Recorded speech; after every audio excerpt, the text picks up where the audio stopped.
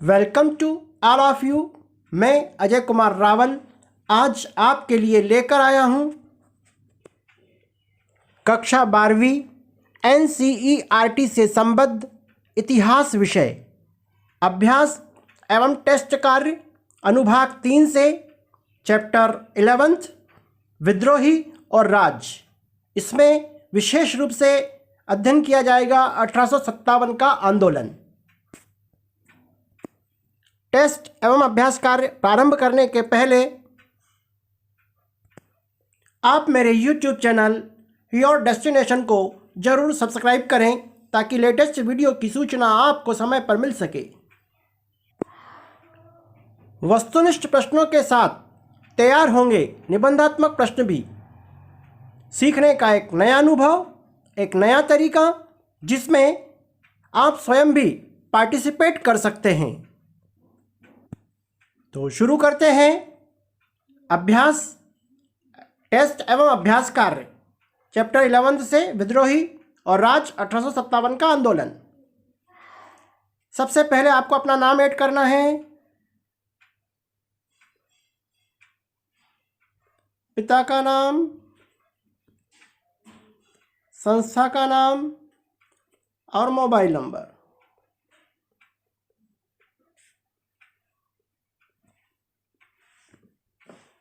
जैसा कि आप देख पा रहे हैं, पहला क्वेश्चन है आपका, प्रथम स्वतंत्रता संग्राम कब एवं कहां से प्रारंभ हुआ था। ऑप्शन है आपके 1857 ईस्वी मेरठ से, 1857 ईस्वी लखनऊ से, 1947 ईस्वी दिल्ली से, 1947 ईस्वी कानपुर से। तो इसका राइट आंसर है प्रथम स्वतंत्रता संग्राम 1857 ईस्वी में मेरठ से प्रारंभ हुआ था। जैसा कि आप फीडबैक में देख पा रहे हैं, 1857 ईस्वी की क्रांति को प्रथम स्वतंत्रता संग्राम के नाम से भी जाना जाता है। यह भी आप एक महत्वपूर्ण बिंदु है, आप इसको जरूर नोट करिएगा। वस्तुनिष्ठ में इस प्रकार के भी क्वेश्चन बनते हैं। और यह क्रांति 10 मई 1857 ईस्वी में मेरठ उत्तर प्रदेश से शुरू हुई थी। इसकी जो पूर्व निर्धारित तिथि थी वो 31 मई 1857 निश्चित थी। यहाँ पर आपके और भी दूसरे वस्तुनिष्ठ भी तैयार हो रहे हैं इससे संबंधित। तो ये बिंदु आप मुख्य रूप से विशेष रूप से इसको नोट करिएगा, राइट डाउन करिएगा। नेक्स्ट क्वेश्चन है आपका, 1857 ईस्वी की क्रांति किसके नेतृत्व में लड़ी गई थी। बहादुर शाह द्वितीय, तात्या टोपे, नाना साहब या रानी लक्ष्मीबाई। तो इसका राइट आंसर है बहादुर शाह द्वितीय। बहादुर शाह द्वितीय मुगल शासक थे, अंतिम मुगल बादशाह या मुगल शासक माने जाते हैं। इसके बाद मुगल वंश का पतन हो गया था और यहाँ पर भारत में अंग्रेजों का शासन हो गया था, ब्रिटिश के अधीन चला गया था। और इसमें जो ऑप्शन दे रखे थे आपको, नाना साहब, रानी लक्ष्मीबाई, तात्या टोपे, तो ये जो थे ये 1857 ईस्वी की क्रांति के मुख्य क्रांतिकारी थे। इनका भी विशेष योगदान रहा इस क्रांति में। तो माना कि यहाँ पर एक क्वेश्चन और बन सकता है, 1857 ईस्वी की क्रांति के 4 क्रांतिकारियों के नाम लिखिए, तो आप ये भी नाम लिख सकते हैं। अगला क्वेश्चन है आपका, गोद निषेध नीति का प्रतिपादक किसे माना जाता है। Lord Canning, Lord Dalhousie, Lord Wellesley या इनमें से कोई नहीं। तो गोद निषेध नीति का प्रतिपादक लॉर्ड डलहौजी को माना जाता है। तो लॉर्ड डलहौजी ने क्या करा था, गोद निषेध नीति के अंतर्गत सतारा, झांसी, नागपुर आदि राज्यों को ब्रिटिश साम्राज्य में मिला लिया था। गोद निषेध मतलब शासन की, ब्रिटिश शासन के अनुमति के बिना यदि कोई गोद लिया जाता है तो उसको निषेध माना जाता था और उसके हड़प नीति के तहत उस राज्य को ब्रिटिश शासन के अधीन कर लिया जाता था। और यह सभी कार्य लॉर्ड डलहौजी के शासनकाल में हुआ था। ओके, अब आपको अन्य ऑप्शन दे रखा था लॉर्ड कैनिंग। तो लॉर्ड कैनिंग कौन, तो लॉर्ड कैनिंग ने सैनिकों के लिए सामान्य सेवा भर्ती नियम पारित किए थे। ओके, नेक्स्ट था लॉर्ड वेलेजली। तो लॉर्ड वेलेजली द्वारा सहायक संधि 1798 ईस्वी में तैयार की गई थी, जिसके तहत अवध पर ब्रिटिश राज्य स्थापित किया गया था। यहाँ पर आपका वस्तुनिष्ठ तैयार हो सकता है कि अवध को किस संधि के तहत ब्रिटिश शासन में मिला लिया गया था, तो सहायक संधि के तहत मिला लिया गया था। और उस समय जो अवध के नवाब थे वाजिद अली शाह, उनको पद से हटा दिया था। ये महत्वपूर्ण बिंदु भी आप जरूर नोट करें। अगला क्वेश्चन है 1857 ईस्वी की क्रांति में शहीद होने वाला पहला क्रांतिकारी कौन था? तात्या टोपे, नाना साहब, कुंवर सिंह या मंगल पांडे? तो राइट आंसर है मंगल पांडे। तो 1857 ईस्वी की क्रांति में सबसे पहले जो शहीद होने वाला क्रांतिकारी मंगल पांडे थे। मंगल पांडे बैरकपुर छावनी का एक सैनिक था जिसने चर्बी वाले कारतूस के खिलाफ अपनी आवाज बुलंद की थी और 29 मार्च 1857 ईस्वी को एक अंग्रेज अधिकारी सार्जेंट मेजर को गोली से मार दिया था, जिसके कारण मंगल पांडे को 9 अप्रैल 1857 ईस्वी को फांसी दे दी गई थी। एक महान क्रांतिकारी की माने जाते हैं मंगल पांडे। अब यहाँ पर आपके वस्तुनिष्ठ तैयार होते हैं, कौन सी छावनी में पदस्थ थे मंगल पांडे? तो आप लिख देंगे बैरकपुर छावनी में पदस्थ थे। ठीक है। किस अधिकारी को गोली मारी थी? सार्जेंट मेजर को गोली मारी थी। कब मारी थी? 29 मार्च को। सजा कब हुई थी? उनको फांसी की सजा कब दे दी गई थी? 9 अप्रैल 1857 ईस्वी को। तो ये महत्वपूर्ण बिंदु है, आप जरूर नोट करें। यहाँ पर एक और महत्वपूर्ण बिंदु बता दूं मैं आपको, जो बैरकपुर था यह वर्तमान में पश्चिम बंगाल में स्थित है। अगला क्वेश्चन है आपका 1857 ईस्वी की क्रांति का तात्कालिक कारण क्या था? अब यहां पर आपको समझना बहुत जरूरी है। तात्कालिक कारण वो माना जाता है जब त्वरित कोई घटना घटित हुई और उसके बाद में क्रांति शुरू हो जाती है, वो उसका तात्कालिक कारण माना जाता है। कारण कई होते हैं, लेकिन तात्कालिक कारण जिसके कारण मुख्य कारण वह रहा हो ना, और वो घटना घटी और उसके बाद में क्रांति शुरू हो जाती है। ठीक है। ऑप्शन है आपके पास, वेतन में असमानता, भारतीय सैनिकों के साथ भेदपूर्ण व्यवहार, सिपाहियां तथा पदाधिकारियों के साथ बुरा व्यवहार, चर्बी वाले कारतूस। तो यहाँ पर जितने भी बिंदु बताए गए हैं, इसमें 1857 ईस्वी की क्रांति का तात्कालिक कारण था चर्बी वाले कारतूस। बाकी जो बिंदु दिखाई दे रहे हैं ये सभी सैनिक कारण हैं। तब चर्बी वाले कारतूस के बारे में आपको थोड़ी जानकारी होना ही चाहिए।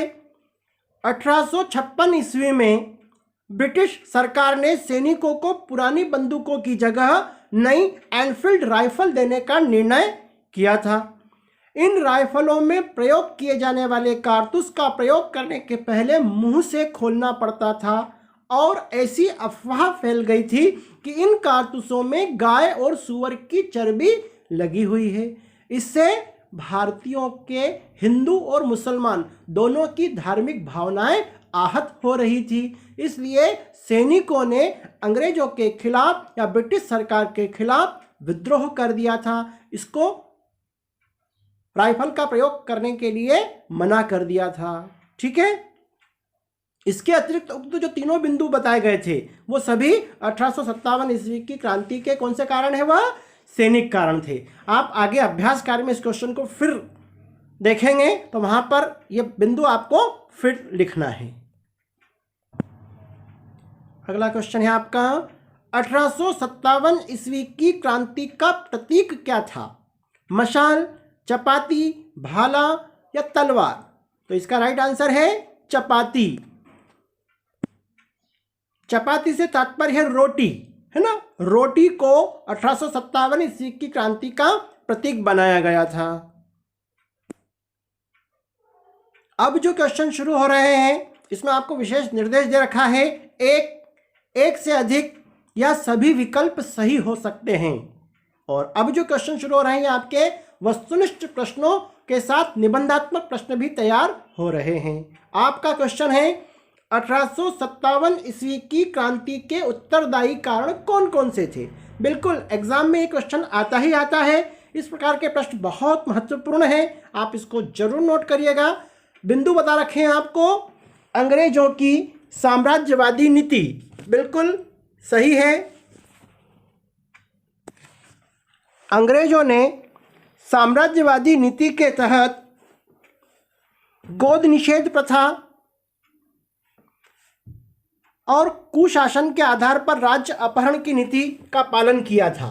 ओके, साम्राज्यवादी नीति के तहत इन्होंने कई सारे राज्य को ब्रिटिश साम्राज्य में मिला लिया था। नेक्स्ट था आपका कुशासन के आधार पर राज्य अपहरण की नीति। बिल्कुल, कुशासन के आधार पर भी कई प्रकार के राज्यों को ब्रिटिश साम्राज्य में मिला लिया गया था। पेंशन और पदों की समाप्ति कर दी थी।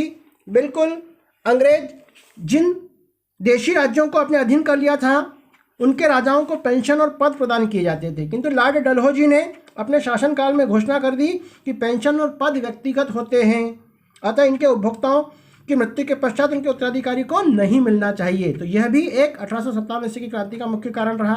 भारतीयों के साथ बुरा व्यवहार, भारतीय लोगों के साथ काफ़ी बुरा व्यवहार किया जाता था, उनको अपशब्द कहे जाते थे और उनकी निंदा की जाती थी और उनको हर समय अपमानित किया जाता था। तो यह भी एक कारण था। सामाजिक रीति रिवाजों में हस्तक्षेप। बिल्कुल, लॉर्ड विलियम बेंटिक के शासनकाल में भारतीयों के सामाजिक रीति रिवाजों में काफ़ी हस्तक्षेप किया गया और अंग्रेजों के द्वारा ही लॉर्ड विलियम बेंटिक के द्वारा सती प्रथा पर रोक लगा दी गई थी और भी कई प्रकार के बाल हत्या, नरबली आदि पर कानून बनाकर रोक लगा दी थी। इस कारण भारतीय अंग्रेजों के खिलाफ हो गए थे। और अंतिम एक और बिंदु दे रखा है आपको, बहादुर शाह के साथ अंग्रेजों का अपमानजनक व्यवहार। बिल्कुल, यद्यपि मुगल सम्राट बहादुर शाह की शक्ति पूरी तरीके से क्षीण हो गई थी, खत्म हो गई थी, समाप्त हो गई थी, फिर भी उनका स्वतंत्र अस्तित्व तो शेष था, किंतु अंग्रेज लोग कभी भी बहादुर शाह को शासक नहीं माना और उनका सदैव अपमान करते थे।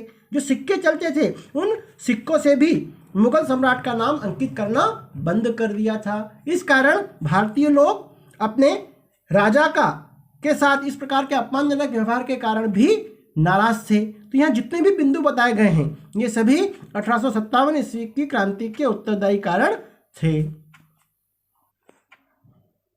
जैसा कि आप देख पा रहे हैं उक्त सभी बिंदु सही हैं। अगला क्वेश्चन है आपका, 1857 ईस्वी की क्रांति की असफलता के क्या कारण थे? ये भी वेरी वेरी आईएमपी क्वेश्चन है। इस प्रकार के प्रश्न बिल्कुल एग्जाम में आपको मिलेंगे। बिंदु दे रखे हैं आपको, निश्चित तिथि से पूर्व संघर्ष का सूत्रपात। बिल्कुल सही है। अभी हमने पहले ही क्वेश्चन में इसकी चर्चा की थी। संघर्ष प्रारंभ करने की जो तिथि निर्धारित की गई थी वह 31 मई 1857 ईस्वी निर्धारित की गई थी, किंतु यह विद्रोह 10 मई 1857 ईस्वी को मेरठ से प्रारंभ हो गया था। कुछ सैनिकों ने 10 मई को ही विद्रोह कर दिया था। इस कारण यह क्रांति असफल हो गई। समय के पहले शुरू होने के कारण यह क्रांति असफल हो गई। नेक्स्ट है आपका, विद्रोही सैनिकों के पास सैन्य सामग्री का अभाव। बिल्कुल ये वाला पॉइंट भी सही है। स्वतंत्रता संघर्ष में भाग ले रहे जो सैनिक थे उनके पास सैन्य सामग्री पर्याप्त मात्रा में उपलब्ध नहीं थी, तो ये भी एक कारण रहा। कुशल नेतृत्व का अभाव। अब 1857 ईस्वी की जो क्रांति हुई थी उसमें एक से बढ़कर एक वीर थे, सेनानी थे, किंतु कुशल नेतृत्व नहीं था। तो यह कुशल नेतृत्व के अभाव के कारण भी यह क्रांति सफल नहीं हो सकी। इसके जो मुख्य क्रांतिकारी थे बहादुर शाह जफर, रानी लक्ष्मीबाई, नाना साहब, तात्या टोपे निसंदेह वीर सेनानी थे, किंतु नेतृत्व का इनमें अभाव था। तो यह भी एक कारण बना। पारस्परिक मतभेद। पारस्परिक मतभेद उस समय स्वतंत्रता संग्राम का जो नेतृत्व कर रहे थे उनमें और वहाँ के उस समय के जो शासक जो थे उनमें पारस्परिक मतभेद थे। यह पारस्परिक मतभेद के कारण संगठित होकर अंग्रेजों के खिलाफ अपनी शक्ति का प्रदर्शन नहीं कर सके। इस कारण भी यह आंदोलन असफलता की ओर गया या यह असफल हुआ। नेक्स्ट है आपका, अंग्रेजों के नियंत्रण में सफल डाकतार संचार प्रणाली। यह भी बिल्कुल सही है। उस समय डाकतार संचार प्रणाली अंग्रेजों की सफलता का कारण बन गई, क्योंकि संचार प्रणाली के कारण वह अपनी सूचनाएं बहुत जल्दी एक स्थान से दूसरे स्थान पर पहुंचा देते थे, वहां सैनिक पहुंच जाते थे और उस आंदोलन को दबा दिया जाता था। तो यह भी एक कारण था। एक महत्वपूर्ण बिंदु है यहाँ पर, एक मुख्य स्वतंत्रता सेनानी थे, उनका एक वक्तव्य था, इस तार ने हमारा दम घोट दिया। इस तार ने हमारा दम घोट दिया। अब हमारा दम घोट दिया से मतलब क्या है? तार मतलब ये जो सूचना के लिए जो डाक तार प्रणाली थी, यही 1857 ईस्वी की क्रांति की एक असफलता का कारण माना जाता है, क्योंकि सूचनाएं बहुत जल्दी पहुंच जाती थी। ओके, बहुत महत्वपूर्ण क्वेश्चन है, आप इसको जरूर नोट करिएगा। फीडबैक में आप देख पा रहे हैं सभी बिंदु सही है, और आपको यहाँ पर जो तिथि अभी मैंने बताई थी वो आपको स्क्रीन पर दिखाई दे रही है, आप जरूर इसको राइट डाउन करिएगा। नेक्स्ट क्वेश्चन है आपका, किन बिंदुओं को ध्यान में रखते हुए विद्रोही योजनाबद्ध और समन्वित ढंग से काम कर रहे थे? अब वो कौन कौन से ऐसे मुख्य बिंदु थे जिसमें योजनाबद्ध तरीके से काम किया जा रहा था? विद्रोहियों की ओर से या क्रांतिकारियों की ओर से योजनाबद्ध तरीके से काम किया जा रहा था। पहला बिंदु है आपका, विद्रोहियों के द्वारा जारी घोषणाओं में जाति और धर्म का भेद किए बिना समाज के सभी वर्गों से आह्वान किया गया कि जाति और धर्म से ऊपर उठकर एकता प्रदर्शित करो। यह आह्वान क्रांतिकारियों ने या विद्रोहियों ने किया था। ओके, नेक्स्ट है आपका, मुगल सम्राट बहादुर शाह द्वितीय के नाम से घोषणा करवाई गई कि मोहम्मद और महावीर दोनों की दुहाई देते हुए जनता से इस संघर्ष में भाग लेने का आह्वान किया गया। मुगल सम्राट जो बहादुर शाह द्वितीय थे, उनके नाम से ऐसी घोषणाएं करवाई गई थी कि मोहम्मद और महावीर, मोहम्मद मुस्लिमों के लिए और महावीर हिंदुओं के लिए कहा गया कि जो मोहम्मद और महावीर दोनों की दुहाई दी गई और दोनों से, हिंदू और मुसलमान दोनों से आह्वान किया गया कि आप इस संघर्ष में बढ़ चढ़कर भाग लें और अंग्रेजों के खिलाफ विद्रोह करें। नेक्स्ट था आपका, विद्रोहियों ने जमींदारों को अपने पक्ष में करने के लिए उनके हितों की रक्षा का वचन दिया। बिल्कुल, जो विद्रोही थे उन्होंने उस समय के जो जमींदार थे उनको भी अपने पक्ष में लाने के लिए उनके हितों की रक्षा करने का उनसे वचन दिया। उनको वचन दिया कि निश्चित ही यह ब्रिटिश साम्राज्य खत्म हो जाएगा तो उनके हितों की रक्षा की जाएगी। नेक्स्ट था आपका, विद्रोहियों ने व्यापारियों से भी आह्वान किया कि वह अपना हित छोड़कर हमारा साथ दे। व्यापारियों की भी स्थिति अच्छी नहीं थी, उनसे भी आह्वान किया गया था। और नेक्स्ट है आपका, विद्रोहियों ने सभी सरकारी कर्मचारियों और अधिकारियों से भी आह्वान किया कि वह अंग्रेजों के प्रति अपनी वफादारी छोड़कर बादशाही सरकार का साथ दे। अब आप सब जानते हैं मुगल शासक जो बहादुर शाह द्वितीय थे वह नाम मात्र के शासक थे, लेकिन फिर भी उस समय के जो भारतीय थे, चाहे हिंदू हो चाहे मुस्लिम, उनको भी यही लग रहा था कि अंग्रेज लगातार हमारा शोषण कर रहे हैं। तो वह सरकारी कर्मचारी और अधिकारियों से यही आह्वान किया कि वह अंग्रेजों के प्रति अपनी वफादारी छोड़े और बादशाही सरकार का साथ दे। बादशाही सरकार अर्थात बहादुर शाह द्वितीय का साथ दे। यहाँ पर जो बिंदु बताए गए हैं बहुत महत्वपूर्ण हैं। ये एक और महत्वपूर्ण प्रश्न आपका तैयार हुआ है। फीडबैक में आप देख पा रहे हैं सभी बिंदु सही हैं, और यह प्रश्न आपका एग्जाम में और भी अन्य तरीके से भी पूछा जा सकता है। विद्रोहियों ने एकता स्थापित करने के लिए क्या क्या तरीके अपनाए, तो ये भी यही क्वेश्चन, यही बिंदु जो हैं ये भी आप लिख सकते हैं। इस आंदोलन में हिंदू एवं मुस्लिमों ने कंधे से कंधा मिलाकर अंग्रेजों का सामना किया था। यह बहुत बड़ी उपलब्धि थी। अगला क्वेश्चन है आपका, अंग्रेजों ने विद्रोह को कुचलने के लिए क्या क्या कदम उठाए? अंग्रेजों ने समूचे उत्तर भारत में मार्शल लॉ लागू कर दिया। बिल्कुल सही। यहाँ पर आपको पता होना चाहिए मार्शल लॉ सैनिक कानून होता है। यह विशेषकर युद्ध की स्थिति में लगा दिया जाता है। तो यहाँ पर भी लगभग विद्रोह की स्थिति पैदा हुई थी, इसलिए अंग्रेजों ने समूचे उत्तर भारत में मार्शल लॉ लागू कर दिया था, अर्थात सैनिक कानून लागू कर दिया था। नेक्स्ट था आपका, अंग्रेज अधिकारियों ने यह घोषणा करवा दी कि विद्रोह में जो भी शामिल है उसे सजाए मौत दे दी जाए। बिल्कुल, अंग्रेज अधिकारियों ने यहाँ घोषणा करवा दी थी कि विद्रोह में जो भी शामिल है, जो इसमें संलिप्त पाया जाता है, तो उसे सजाए मौत दे दी जाए। अंग्रेज लोग दिल्ली की सामरिक महत्व को भलीभांति समझते थे, इसीलिए पहले दिल्ली को अपने नियंत्रण में लिया। वह जानते थे कि राजधानी पर यदि कब्जा विरोधियों का या विद्रोहियों का हो गया है तो उनके लिए बहुत कठिनाई हो सकती है। इसलिए उन्होंने दिल्ली के सामरिक महत्व को समझा और सबसे पहले दिल्ली को अपने नियंत्रण में किया। बहादुर शाह द्वितीय को गिरफ्तार कर उन्हें आजीवन कारावास का दंड देकर रंगून भेज दिया। बिल्कुल, अंग्रेजों ने विद्रोह को कुचलने के लिए एक भी कदम उठाया। जो उनके मुख्य नेता थे, जिसके नेतृत्व में यह क्रांति लड़ी जा रही थी, उन्हीं बहादुर शाह द्वितीय को गिरफ्तार कर लिया गया और उनको आजीवन कारावास देकर रंगून भेज दिया गया और वहीं पर उनकी मृत्यु हो गई थी। नेक्स्ट है, अंग्रेजों ने इस विद्रोह का दमन करने के लिए अपनी पूरी सैन्य ताकत लगा दी, जिसके परिणाम स्वरूप कानपुर, लखनऊ, झांसी पर पुनः अधिकार कर लिया गया। बिल्कुल, अंग्रेजों ने विद्रोह को कुचलने के लिए एक से पूरी सैन्य ताकत अपनी लगा दी थी। तो यहाँ उक्त बिंदु जो बताए गए हैं वो सभी सही हैं। फीडबैक में आप देख पा रहे हैं सभी बिंदु आपके सही हैं। नेक्स्ट क्वेश्चन है आपका सही जोड़ी।